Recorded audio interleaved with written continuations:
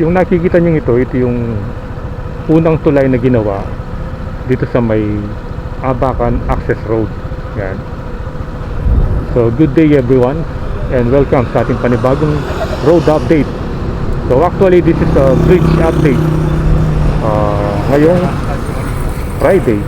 So it's January 9, 2026 and our first update dito sa may ginagawang tulay sa Abacan Access Road. Gaya nga ng sabi ko kanina, ito yung first one, and then meron ng ginagawang pangalawa dun sa may Pampang.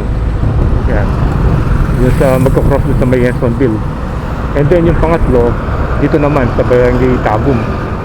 Yan. So yun muna yung pupuntahan natin, yung Barangay Tabum. Tingnan natin ano na ba yung update doon, so para malaman natin kung ano na ba yung latest progress dun sa ginagawang project na yun. Okay, so tara, punta na natin.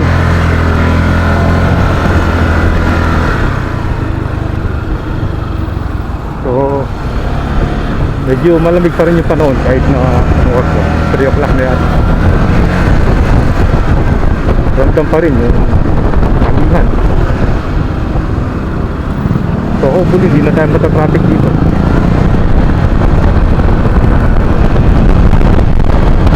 Yan pala yung ito ano,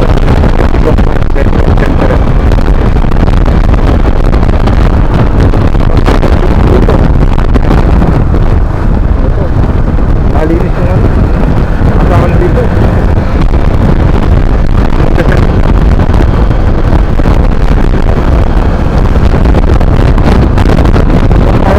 Sa ilalim hindi pa ganyan ka-traffic, pero sa ibabaw tingnan nyo,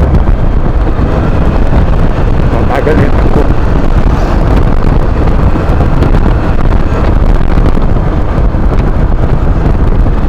Pero sana wag na mag-ulan para makakunan natin ang aerial shot yung ginagawa sa likod. Gaya nga ng sabi ko, yun na yung pangatlong tulay. Ayan, Marquis Doctors Medical Center.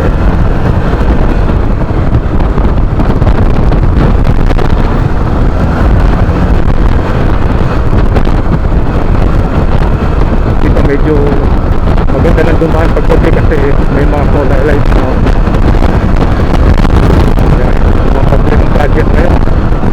Daming solar street lang. Ay sa ano po na isa tayo para ito nakagawa nasa pinakalban ay parang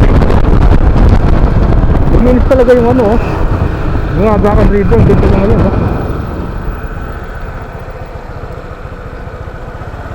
malinis yung tignan.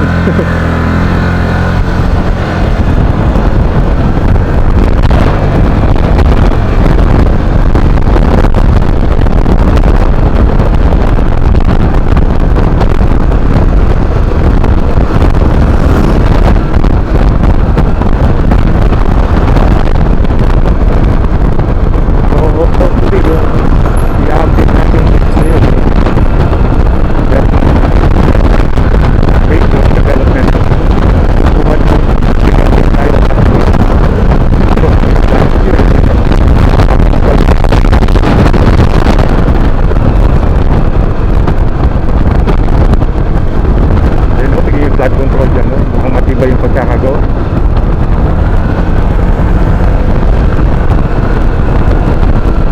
Kasi yung gusto natin mapuntahan yung kabilang side, kaya wala pa tayong idea kung saan sila dumadaan. Kasi sa likuran na ito parang sa likuran na ng ano yan, ng parang city center.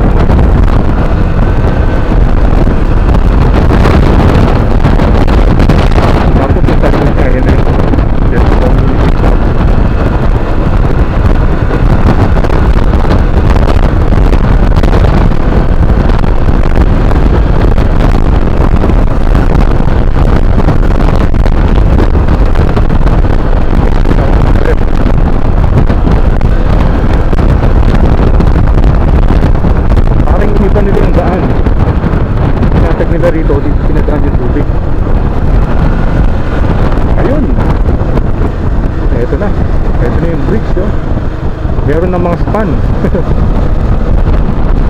Yun, marami na pala silang nagagawa rito. Tapos nagbigay ng detour. Ayan. Detour. Wow. Malapit-lapit na rin palang matapos ito. At ito pala yung bagong ginagawa ngayon, no? Yung construction of Angeles City Linear Park. Ayan, no? Kasi nung last tayong nag-update dito, mga poste pa lang at saka yung beam sa taas ng poste. Yan, ngayon meron ng mga span. So, malapit na matapos. At yung approach niya, ito ginawa nila, oh. Tinaasan nila yung daan, tapos nag-detour dito, gumawa ng detour.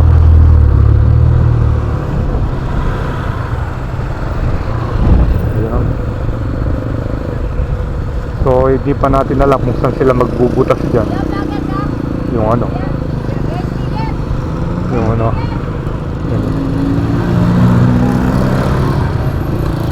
Ito naman yung linear park. Construction of Angeles City Linear Park, Samahang Makakalikasan ng Pampanga. Ang ganda niya, oh. So ito yung aabangan natin. Ayan, oh, parang nagawa na ng konti, eh. Ayan, oh. So nag-start ito na August 4, 2025. Oh, shoutout. Nalagyo mo? Darwin Galagyo? Na? Tin, siyempre. Pengi. Na, wait lang. Humingi ng sticker si Darwin. Nakita tayo, nag-vlog.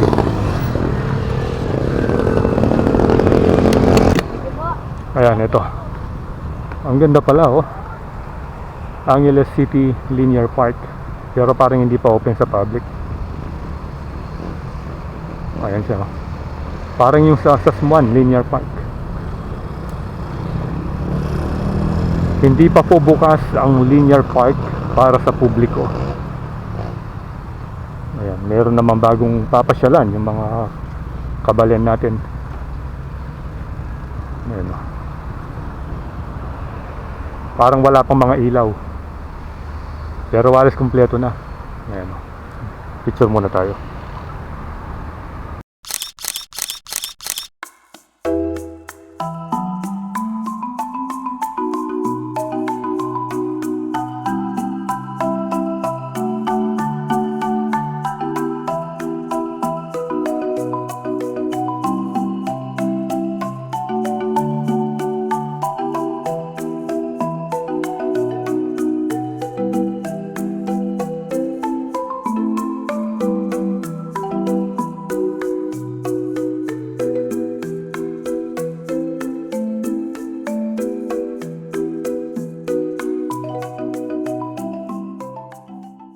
So abangan natin yung pagbubukas ng Angeles City Linear Park. Malapit-lapit na siguro ito. Ayan, Manila Bayanihan para sa Kalikasan, DENR, and then lungsod ng Angeles. Ayan. So katabi lang niya nung itong anong tawag dito, parang dito ginagara yung mga hindi na umaandar na sasakyan, eh. Motor pool yata yun.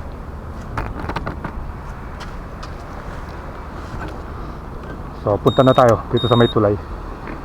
Tignan natin ang ganda sa dulo. Bago natin kunan ng aerial shot. Ayan, oh. Maganda na siya, oh.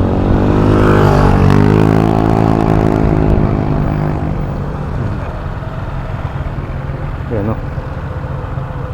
So nag-start pala ito ng August 8, 2025, and then by May 5, 2026 dun matatapos. At nagkokos siya ng 94,473,659.97 pesos. 271 calendar days. So hopefully matatapos yan ng May 5, 2026. Let's go. Hanap lang tayo ng pwesto para makunahan natin ng aerial view. Ito yung mga nadyak ng sakyan. Ayan.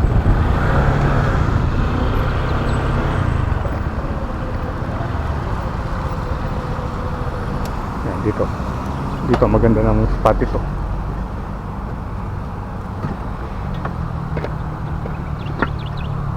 Wow, ganyan pala yung pagkakagawa, oh. Tingnan nyo.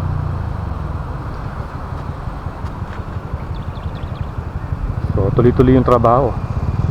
Kaya marami nang nakaka-accomplish buhat nung nag-last update tayo dito sa tulay na to.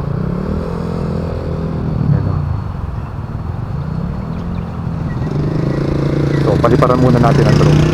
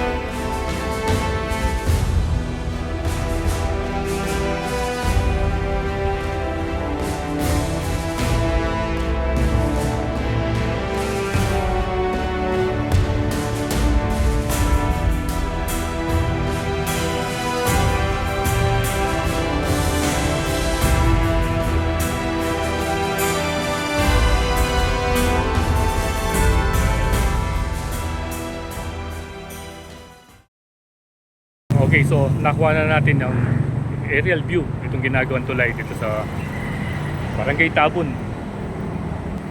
At ayun, no? Marami na pala silang nagagawa.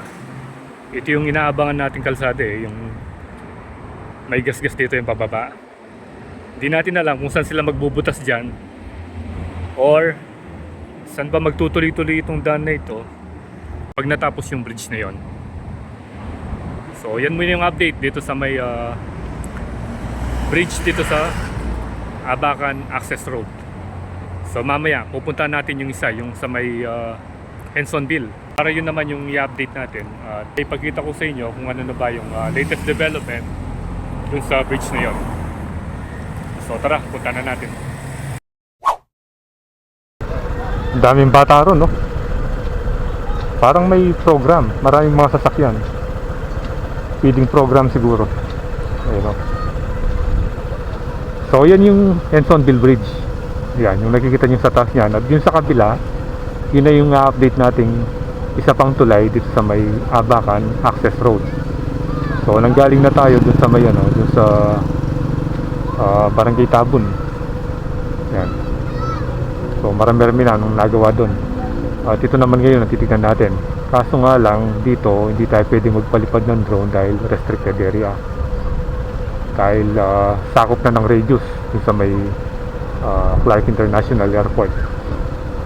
So tamang ano lang, titingnan lang natin kung ano na yung natatapos nila. So let's go. Yung mga bata oh. Hindi pa masyadong traffic, pero dito nagbi-build up na. Ayan.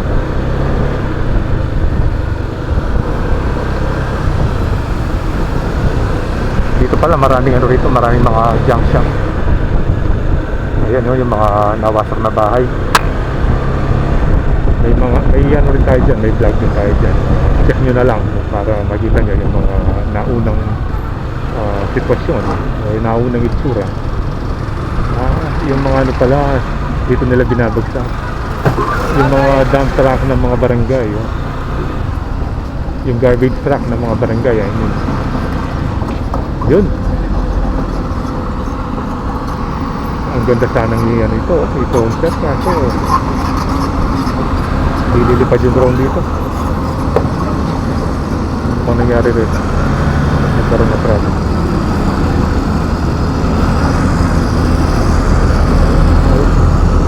Ayan, bali itong excavator nang galing dito. Ayan, parang nagano siya ng buhangin dun. Ayan, parang nagawa siya doon, tapos merong dito grader, papatagin. Ayan, so naglalagay na sila ng yung parang fence niya sa side. Yun yung ginagawa nila ngayon. Yung span parang tapos na eh. So sa may siding na sila gumagawa. Dito kita mo yung mga naka-open bakal dito. Bali simentuin pa yan, kagaya nung inahapakan ng 2,000.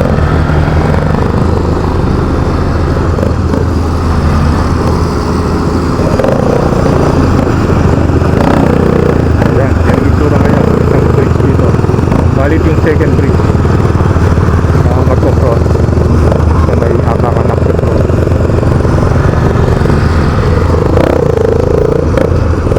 At meron na rin mga solar street lamp. Dito pa pupunta. May dala pala siyang rin, no?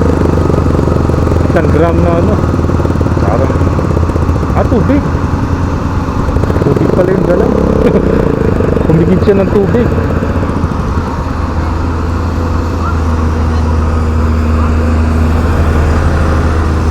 Ayan yung update.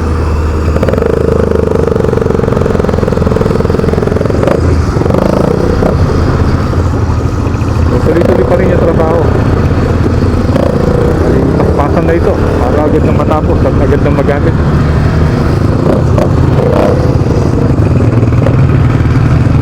Bali dito siya magko-cross, kaya ginawa na rin dito. Ayan, delikado, bawal tumawid sa tulay.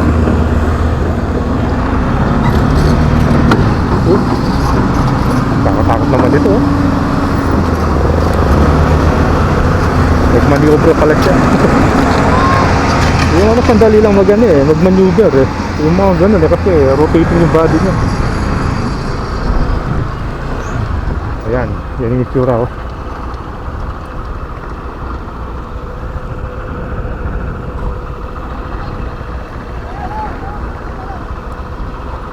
So parang lang siguro mauuna lang ng konti ito, tapos susunod na yung pangatlong bridge pag natapos.